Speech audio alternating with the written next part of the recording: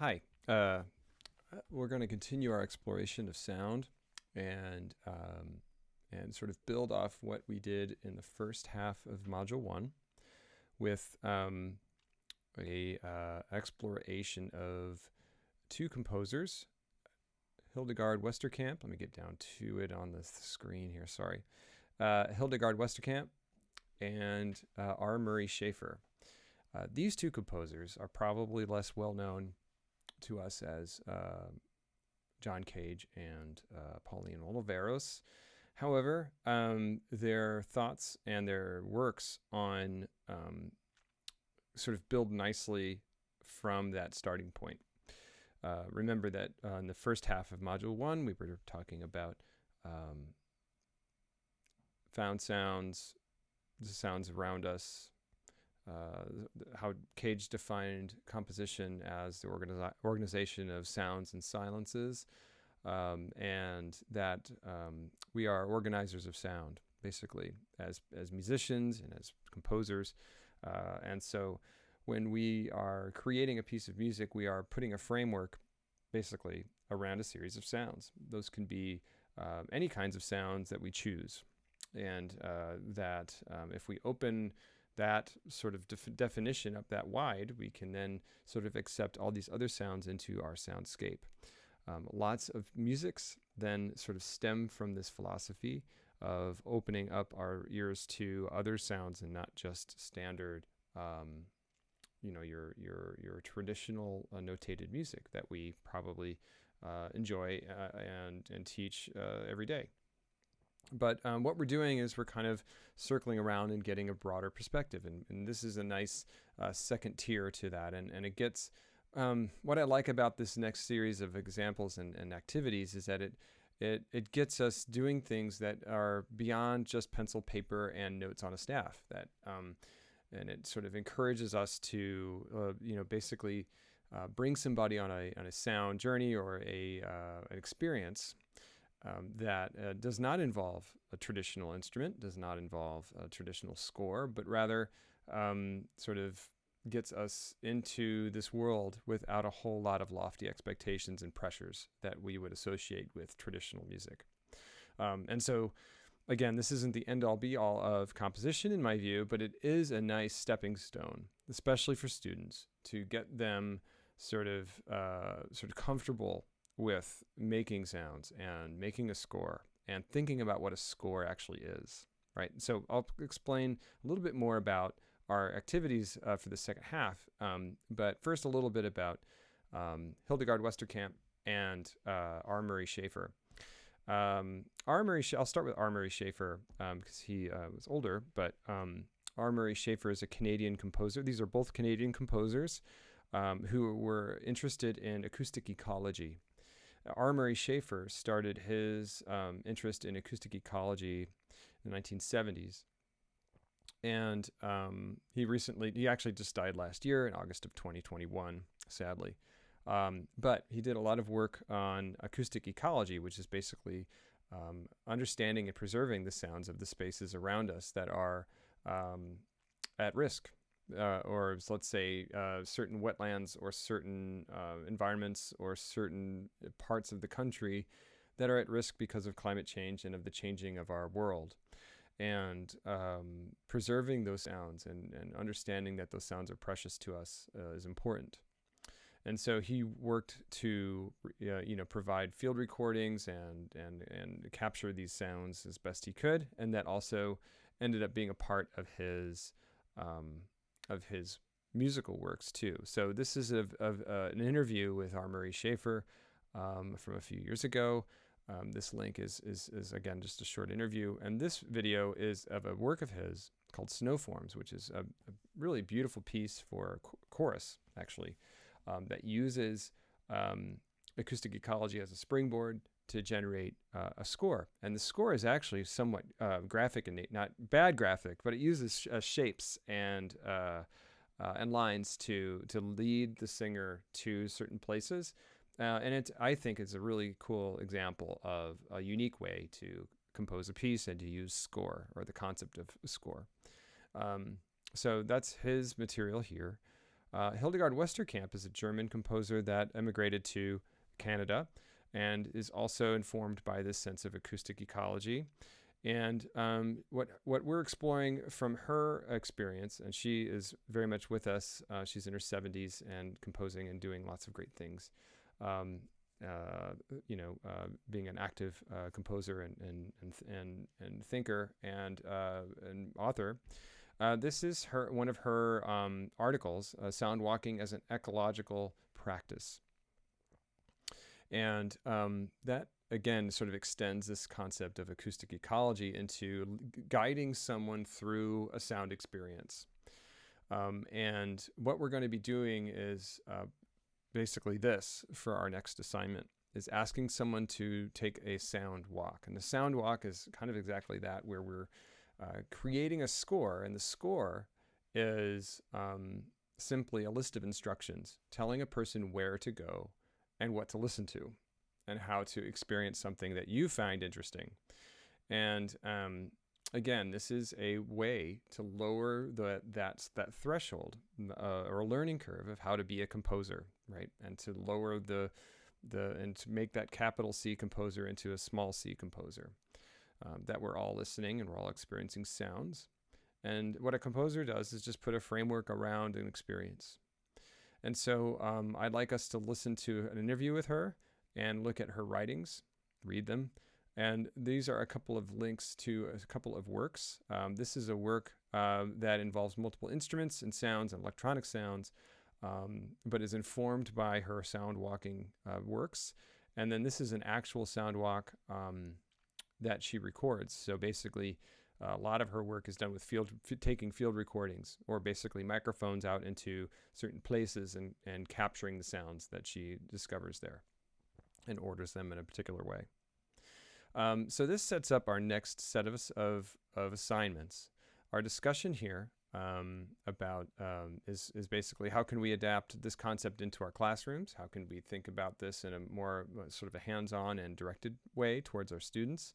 How might this affect us as teachers and musicians? What do we think about these things? And just kind of trying it on as a teacher, like how would this fit? How would this fit us as teachers and musicians? Secondly, these are our two assignments, and they kind of build from each other. So the first one has a couple of parts, and they both have a couple of parts actually, but I now notice that this is a little redundant. Part one is basically just do the readings and listening. And then basically what we're doing is writing a sound walk. Like I say, a sound walk is a set of instructions that ask someone to go places and to do things and to listen to things. And the idea is to take the participant on a sonic tour of something. And so I'd like you to write a list of instructions that are location specific or context specific or action based, right? And these are a series of options that you can take that kind of helps to frame what we're doing here. And when we do this in person in class, everybody shares the space. Like everybody here is in our, Fine Arts Center and knows where certain things are. And so, or certain buildings on campus or certain parts of town. However, in your situation, this is great because you're in a specific location that is unique to you, most likely. And so I'll be asking you to share these with somebody eventually for the next assignment. So you're, basically creating a unique sound walk to your space. You can choose if that's in your home or your place of business or your work, somewhere you like to go to hang out, a nice, place, part of your town. You can choose that point and just, describe places to go in that place. It should be about a 30-minute experience. So sometimes timings are necessary. So for like 15 seconds, go to this place, take 2 minutes and walk slowly to this part of the thing, or this part of the building or this space. So you're creating a 30-minute basic experience from beginning to end. You're writing clear instructions about what your performer should be doing. Okay. You're testing it out yourself to make sure it works and to make sure it fits the guidelines. Okay.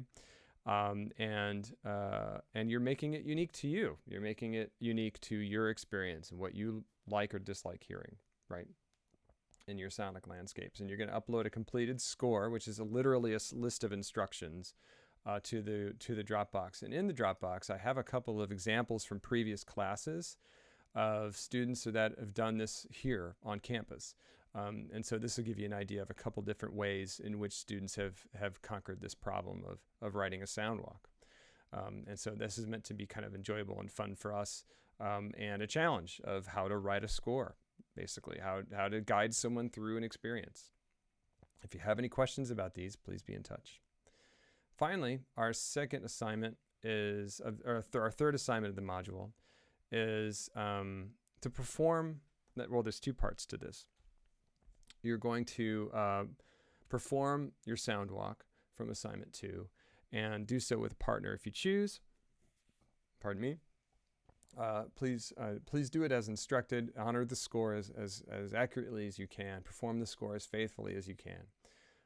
And as you do so, or maybe take notes as you're doing it and critique it. Try to critique your score, and sort of ask yourself: is this easy to follow? What could you have done better? What maybe worked for you and what didn't?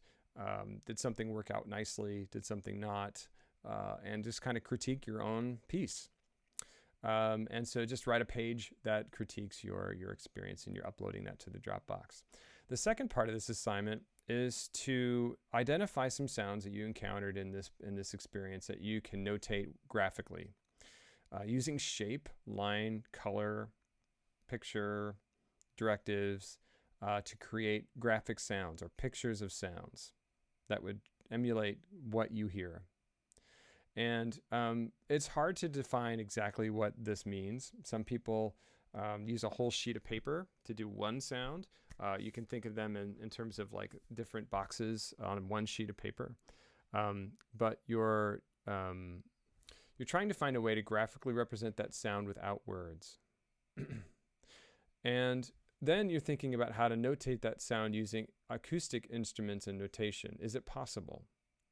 So we're notating each sound in two ways. I'm actually going to change this a little bit to say, during your sound walk, choose two sounds that you particularly found noteworthy. Not one or two. One is kind of boring. Let's do two, okay? Two sounds that you find noteworthy, and notate that sound in two ways. The first thing you're going to do is write them as a graphic, okay? Maybe as a picture or as a shape. And none of us are famous artists, so just do your best. And think carefully about how you would musically represent this sound.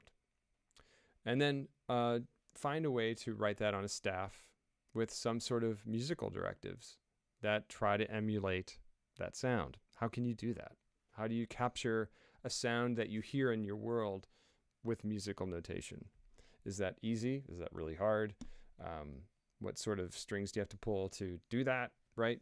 How much do you have to ignore about what you actually are trying to write in your mind in order to make that happen? And that's, again, an exercise in trying to execute something with traditional music notation, something that is maybe beyond musical notation. And so for your two different sounds, and then from your sound walk, and then two more sounds in this manner. Choose two different sounds, one from your environment and one from an acoustic instrument, right? And so again, we're sort of graphically organizing these sounds and then writing them on a staff paper. So you're uploading all of that good stuff to the Dropbox as a PDF. And if you have any questions about doing so, please be in touch. Finally, the project. And this is a little bit more exploratory, where we're just kind of making sketches to ourselves. And so everybody's is going to be slightly different. We have two sounds from our sound walk. We have two sounds not from the sound walk. And we're notating them in two different ways each. So things get a little bit weird, right? We have a whole lot of notes somewhere. We have a whole lot of pictures somewhere. We're organizing them the best we can. We're thinking about how they sound. Finally, think of this as your sketchbook, right? And then this is now our piece, right? So now you're writing a graphic notation composition. You're writing a piece that is approximately 2 minutes in duration, using graphic notation. This can be for voice, part of the body, piano, any instrument that a performer can play. and you can write this for a specific performer. So I'm hoping we can find somebody in our networks, our local networks, either someone in our family. You can subject your family members to this. This is sometimes kind of fun to make an unsuspecting, like, you know, I'm thinking about my teenage kids. I would just sort of make my teenage kid like perform something like this. I think that'd be kind of fun just to see what they would do. But your score is what we're focusing on here. You are generally not concerned with pitch, melody, chords, or harmony. Okay? We're writing for an instrument or piano, but we're not using it in a traditional manner. We're actually trying to make sounds with non-traditional sounds with an instrument. Your sounds can come from your graphic scores assignment, right? You can also add more. You must include a key or legend for your performer to help with them interpreting the score. Your score should include some sort of timeline. Your notation should be legible and intelligible, and you should work with your performer as a team, right? So you're trying to get feedback from your performer to see if this is going to work, right? Of course, be creative. You can take liberties with some of this stuff. Is it, you know, are you writing about something? Is this a piece about anything or about a place or a thing, right? Does it require more than just a few graphics or a timeline? Okay. And then finally, make a quick recording. This is only a short couple of minute piece. Record your collaborator performing the piece and upload your piece to a YouTube or whatever you use to share videos. If you need help with that, let me know. Include a public link or at least an accessible link. Sometimes people like to make things private videos, but that are open to being opened by other people. So you're going to upload a PDF of your score and then a link to the performance. And so the PDF is the main file that you'll upload, and then in the comments you can put the link to your performance. And so this will all be due by the 23rd of September, which is the 5th week of term. I believe that covers our first module in 2 halves. If you have any questions whatsoever about any of this, please be in touch and have fun with these assignments. Thank you.